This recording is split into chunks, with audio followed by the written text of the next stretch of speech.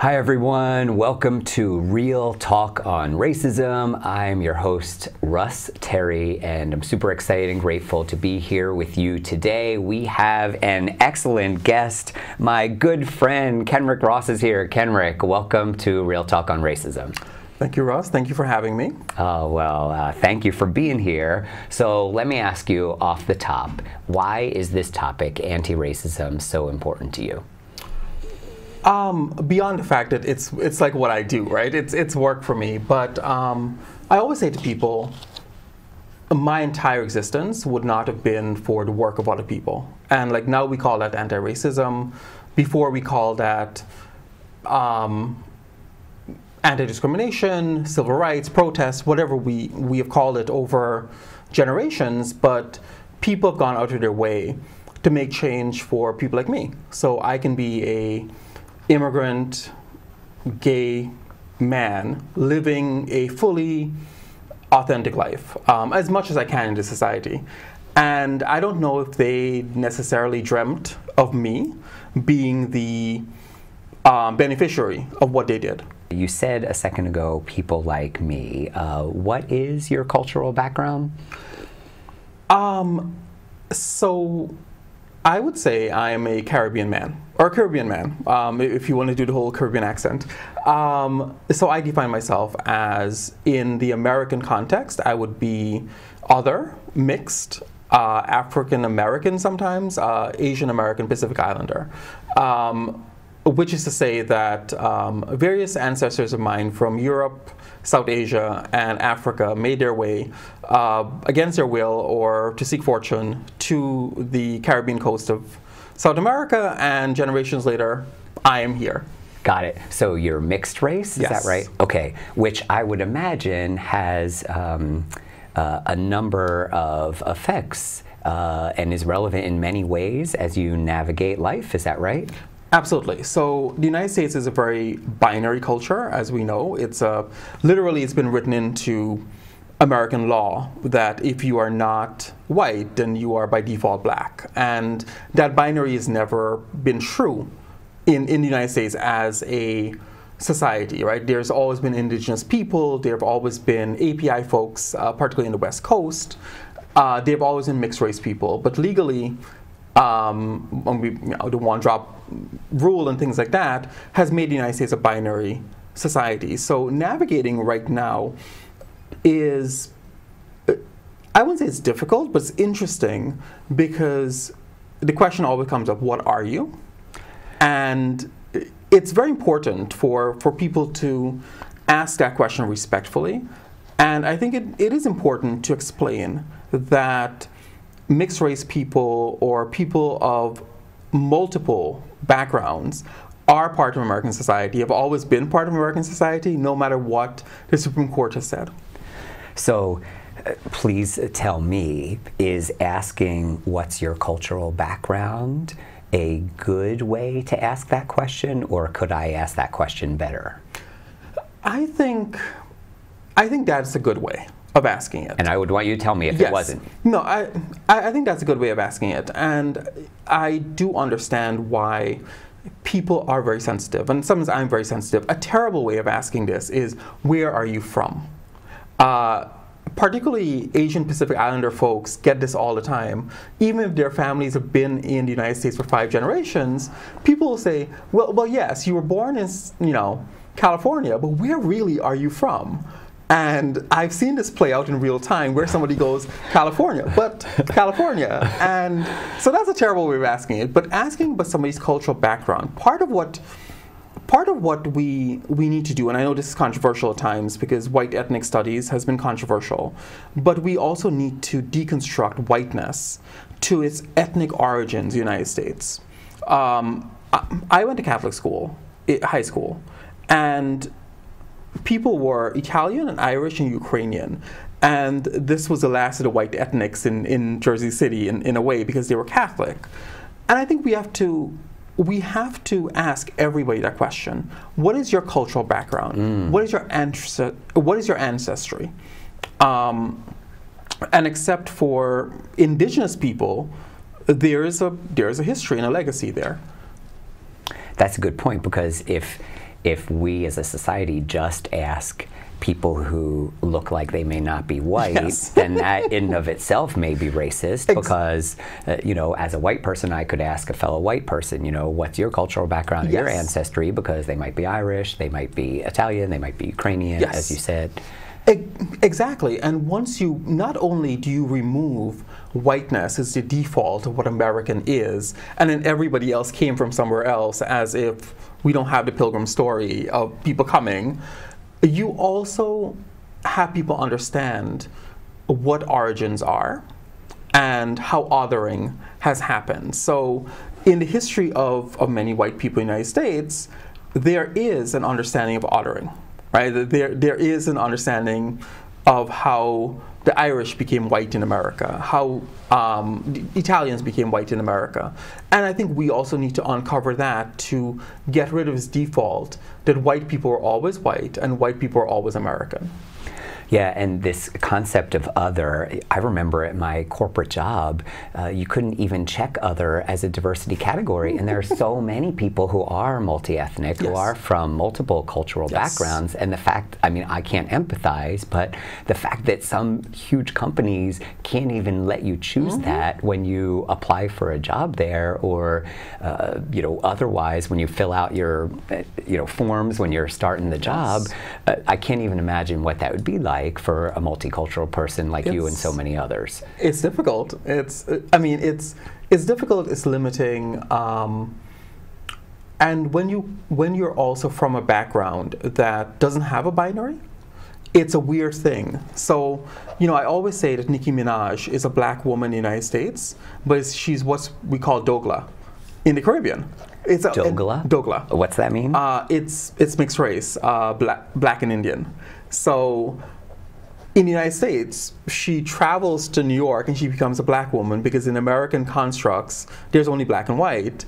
In the Caribbean, she belongs to a different identity. And it's not to say that those identities are less problematic. Many identities are problematic, even if you stretch them out. But there is greater room for complexity.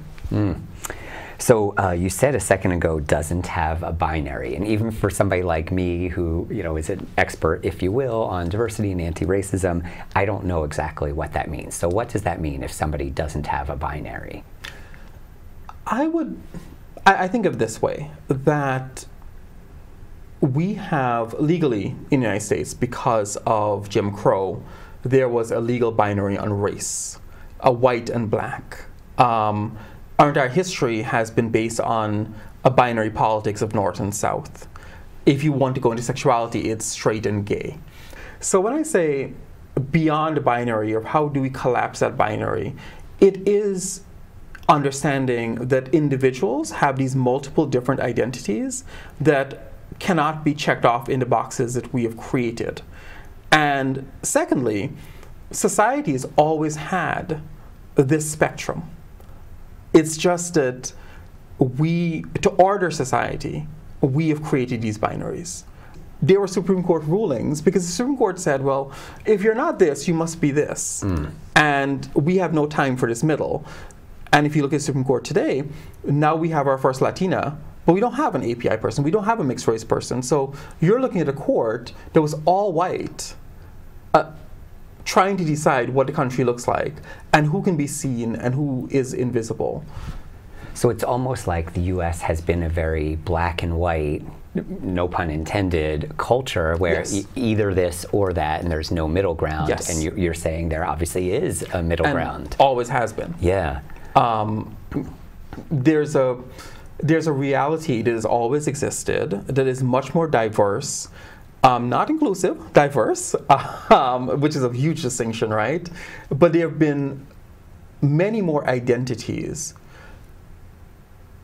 in reality, in the United States, whether it's race or gender or sexuality, certainly class, which is another thing we don't talk about, then our construct of ourselves has allowed, and certainly legally, that has been allowed. Typically, we've seen the gay rights movement move swiftly along for gays and lesbians, but not for trans people, because that's an identity that fits outside of that binary, literally, and people are very uncomfortable. And so, if I'm understanding you right, one of your messages for our viewers today is to be more cognizant that there is a middle ground, that not everybody fits all the way over here, or into these boxes that we have typically put people in. Yes, and many of you are those people who don't fit in those boxes. It's a little bit of self-examination. There are very few Americans that neatly fit, some, but into binary boxes, right? You can have a cisgender, straight, white man. That's tick, tick, tick, tick. But most people are not that. Yeah. In the United States, we have taken the descendants of 60% of the world's population and have said, now y'all are one people, in a way that is bizarre, right? Groups of people who have literally nothing in common in Asia or the Pacific Islands are now part of one group. And when this developed in the 1960s, it came out of the civil rights movement. And it was important, it's still important right now, for an API community to exist because of scale. These are very small groups historically in the United States, so there was an intentional effort to bring them under one umbrella. And in many ways, they were defined by the fact that as large as Asia Pacific is, this is where their ancestors were from. And in the United States, they were kind of the third wheel in this binary system, right? Filipinos have been in the United States since the 16th century on the West Coast. Before America, they were API people. So one of the challenges is being part of my identity that you don't see as your primary identity and the rest of the country doesn't know about. So I don't walk around saying I am an API person. Professionally, I'm an API person, but personally, I'm Guyanese, I'm Caribbean, I'm mixed race, I'm all these different things. I'm Desi, I'm South Asian. So the first difficulty is that you're part of a mix of folks that has been, I wouldn't say imposed upon you, but yeah. So quick follow-up question on that, if that's okay, because I appreciate you educating all of us on this today. What's the solution there? So at NQAPIA and within the larger API movement, we talk a lot about data disaggregation. You're using all these amazing big terms that I knew nothing about before today. So when it comes to data, we're trying to get agencies in the federal government to break down data into categories that are not just, I mean, let's just start with other, right? API folks have always been put into other. Let's break that down to API, and then if we can, let's break that down to South Asian, East Asian, Pacific Islanders. Because, for example, Asian Americans are an immigrant-descended group. Pacific Islanders are not. Asian Americans came to the United States. America came to the Pacific Islands. So when you say, well, the descendants of Indians or descendants of Chinese folks in America, that's a history of people traveling to continental United States or its territories. When you talk about Guam, American Samoa, Hawaii, that was America going there. So that's an entire different legacy. And when it comes to the LGBTQ part, I think one of the difficulties that many folks have is not being seen.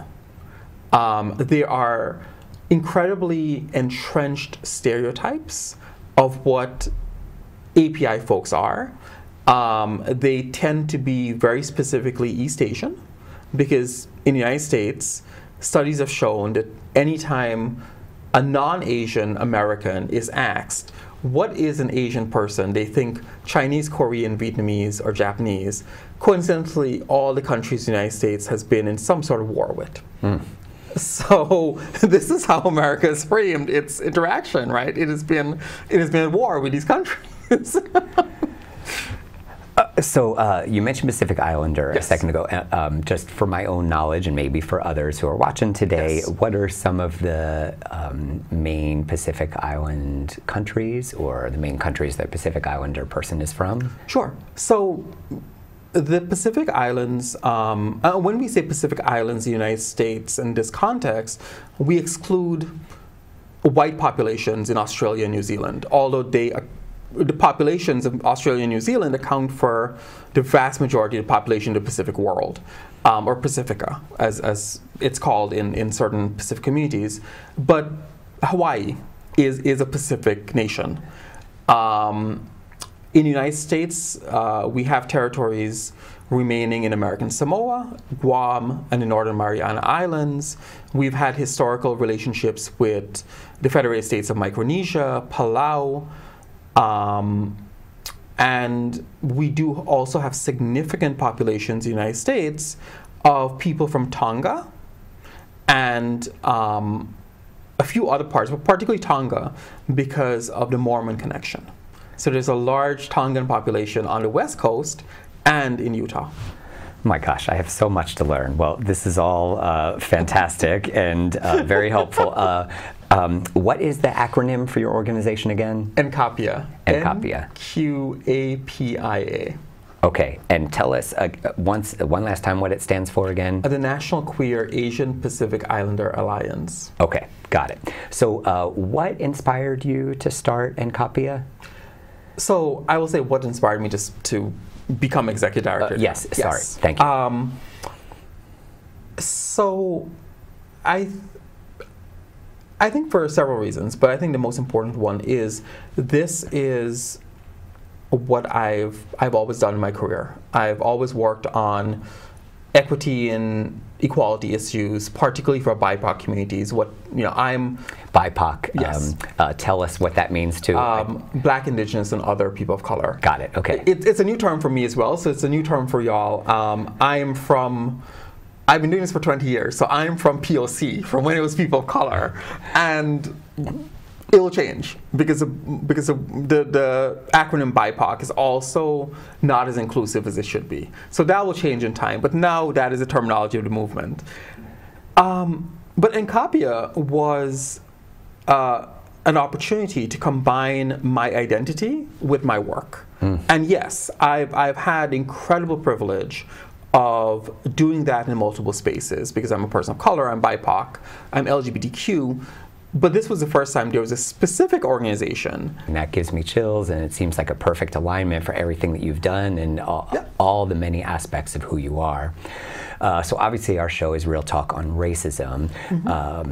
What is an example of racism that you personally have experienced? So I think we need to talk about racism in many ways, but particularly in this moment with Trump, and I don't want to get into Trump too much, but I think many people think the Trump administration has increased racism in the country, or it has allowed racists to come out of the closet. Very true. But what Trump has also done is stunted the conversation. He's brought it down to a level of epithets and slurs and individual forms of racism. Whereas before Trump, we had been making good headway in institutional racism. So now we're back at the point where somebody says, well, I'm not racist because I don't use the N-word. And everybody applauds. Because we are now in a society where if somebody uses the N-word, people will also applaud. We had kind of moved forward to talk about racism in America will continue even if everybody stops being individually racist.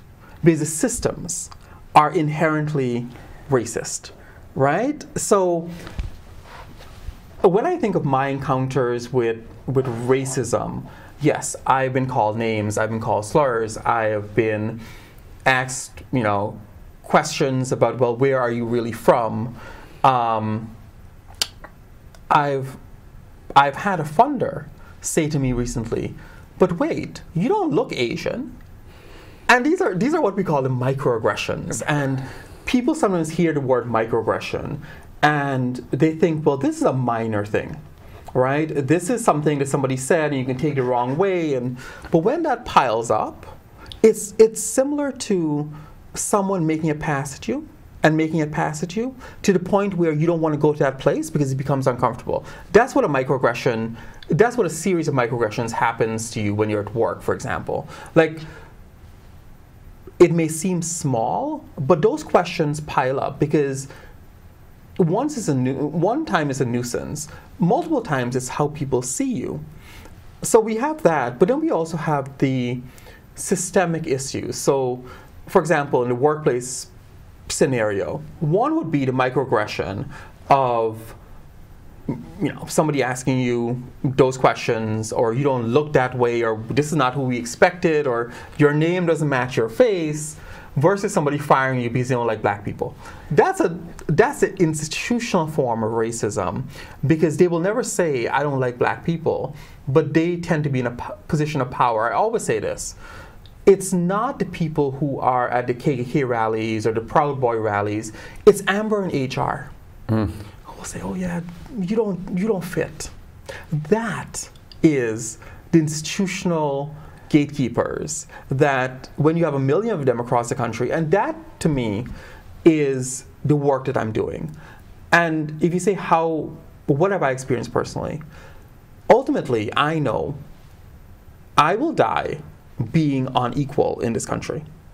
I will die being seen as less than you.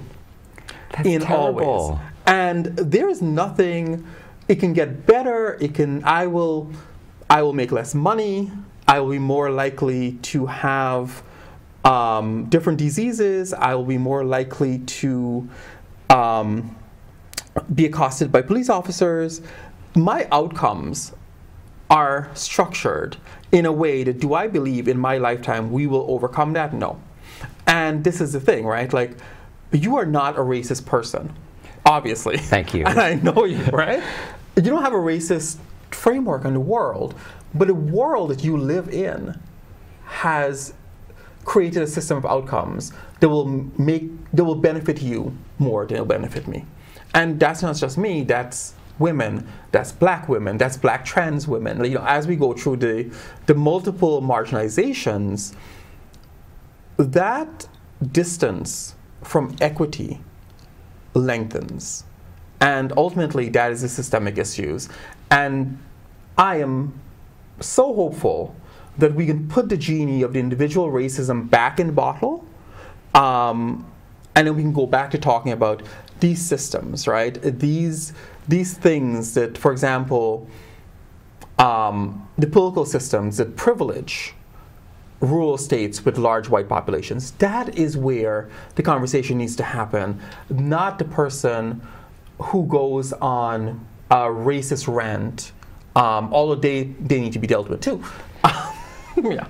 Got it. Okay, so it's separate paths, if you will, the individual racism and the systemic racism, and we should be on both paths simultaneously, which, hopefully shows like this help to educate people, certainly on the individual racism side and what we can do differently, and on education about the systemic racism side, which I know is a lot harder to solve. It is much harder.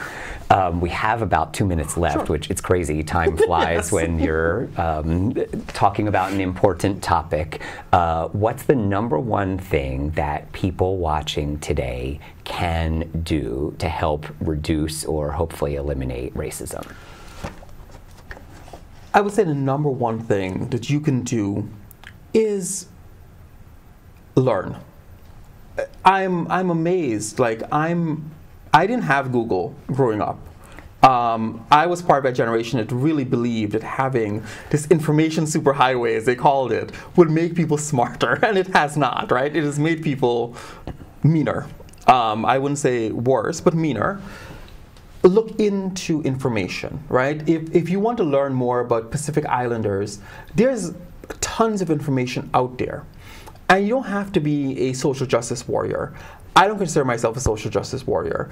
If you ask me, I'm not freeing or liberating anybody. I'm doing a job that hopefully helps to bring people closer to equality. And I think people sitting at home who don't run a nonprofit or are not at protests because that's not your thing, you're always looking for ways, hopefully you're looking for ways to make a difference. And that could be learning about people so you ask the right questions. That could be checking your stereotypes. It could be something as important as mentorship or volunteering, learning about a different group of people, learning about their experiences, but most of all, reading. Like going back to Googling what is happening, credible sources, not the misinformation, not YouTube videos, but actual information that gives you a better understanding of what's happening in the world. And you will learn things like, there's not an army trying to impose critical race theory. Kimberly Crenshaw is not trying to take over schools. This is not what is really happening in the country. And if you don't do your own research, you can quickly slide into these different silos. And I think somebody going about their business, how you implement that information can actually do a lot. You don't have to run a nonprofit. You can give your time, you can give your money, you can give some of your sweat equity, which is like, for example, mentoring. If you're in HR, look for candidates outside of the pool that comes to you. This is critically important to getting people their first jobs. Something as simple as that. I don't need you to be at a protest. I don't need you to make a sign. I need you to step out of your company's recruiting processes and hire more diverse candidates. That will make much more difference than you coming to a die-in. Wow, well, thank you, Kenrick Ross. So many excellent points today. Grateful to have you here on Real Talk on Racism. Thank you, our viewers, for watching. Thanks to Nick and Jim behind the scenes. For everybody here at Princeton TV and Real Talk on Racism, I'm Russ Terry. Thanks for watching, and we'll see you next time.